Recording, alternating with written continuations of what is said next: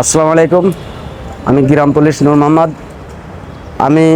আমার জীবন আমি যখন ভোটার হই নাই সেই সময় আমি মিরপুর 7 নম্বরে আসি।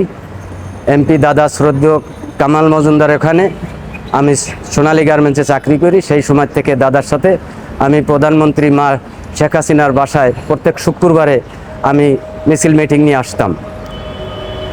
এই এরশাদ সাহেবের আমলে মা যখন প্রবি হলে যায়, আমরা তাকে স্টেটে ধরে পিড়ে জোর ওঠানোর পরে আমরা ওইখান থেকে মা যখন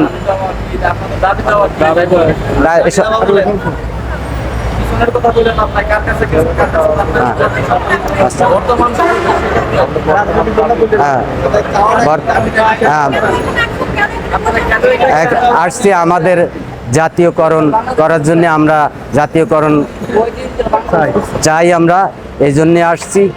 আমাদের যে বেতন, আমি নিজে অপারেশন হয়ে নিজে খুব গেছি, এখন ছেলে মেয়ে নিয়ে চলার মতন গতি নাই। আমরা এখন চাকরি বেশি দিন নাই, কি নিয়ে যাব, কি বাস, ছেলেমেয়েরা আমার তো কালকে জায়গা দেবে না আমি যদি কিছু না নিয়ে যেতে পারি।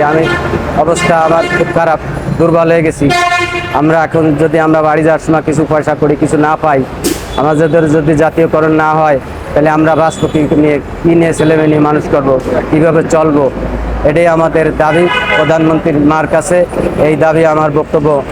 ইউনিয়ন তো হলো, আমি এখানে আসছি। আমি 2011 সালে চাকরি নিয়েছি। চাকরি নেওয়ার পরই 2011 সালে একটা সরকার একটা দিয়েছিল, সেই মোতাবেক আমরা আজও পর্যন্ত এটা বাস্তবায়ন পাই নাই, গ্যাজেট বাস্তবায়ন হয় নাই। আজকে প্রেস ক্লাবের সামনে আজ 19 দিন যাবৎ আমরা এখানে অবস্থান করিতেছি জাতীয়করণের জন্য।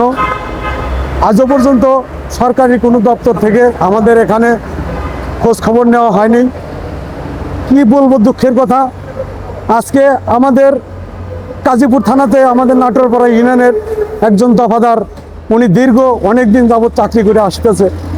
আজকে ওনার চাকরি শেষ, আজ 17 তারিখ, আজকে থেকে ওনার চাকরি রিটার্ন পাচ্ছে। অথচ রিটার্নের বেলায় উনি পাচ্ছে কি খালি হাত, ওনাকে কোনো সুযোগ সুবিধা সরকার দেন নাই। আজকে আমরা প্রেস ক্লাবের সামনে আসছি মানবতার মার কাছে দাবি নিয়ে, যে আমাদের চাকরিটা যেন জাতীয়করণ করে দেওয়া হয়।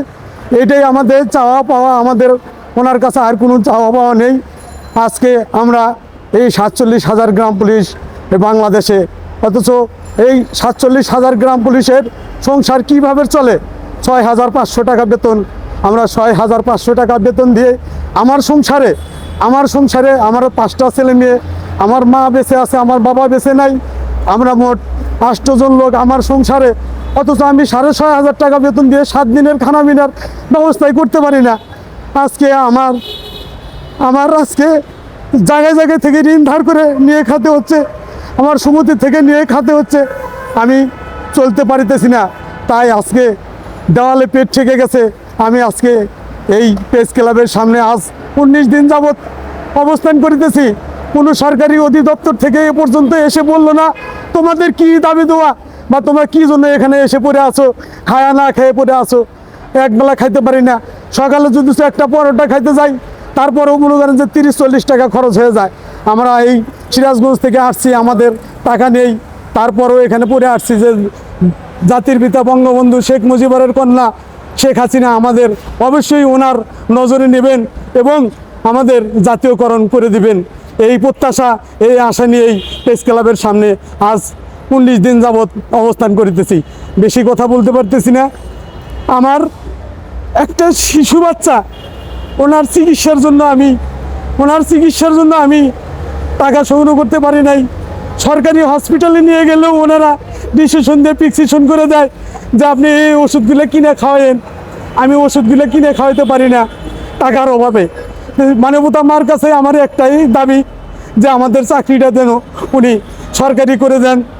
এই বলে আমার কথা শেষ করছি। আসসালামু আলাইকুম।